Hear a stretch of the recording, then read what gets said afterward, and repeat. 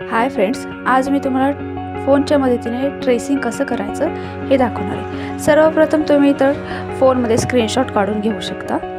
Screenshot काढून घेतल्याच्या नंतर ना तुम्ही एक ट्रेसिंग पेपर असतो आपला, त्याच्या खाली तुम्ही जो स्क्रीनशॉट काढलेला आहे, आता मी जसं नथचा स्क्रीनशॉट काढला आहे तसंच मग तुम्ही ते ट्रेसिंग पेपरच्या खाली ठेवून वरनं तुम्ही ते आखून घ्यायचे। आखून घेतल्याच्या नंतर सहजपणे तुम्हाला जे काही चित्र हवं आहे ते तुम्ही आरी वर्कसाठी, फॅब्रिक पेंटिंगसाठी, कशासाठीही तुम्ही असं वापरू शकता। जर तुम्हाला ड्रॉइंग येत नसेल तर तुम्ही ही मेथड देखील अगदीच व्यवस्थित पद्धतीने करू शकता आणि तुम्हाला हवी तशी नक्षी चित्र तुम्ही सोप्या पद्धतीने काढून घेऊ शकता।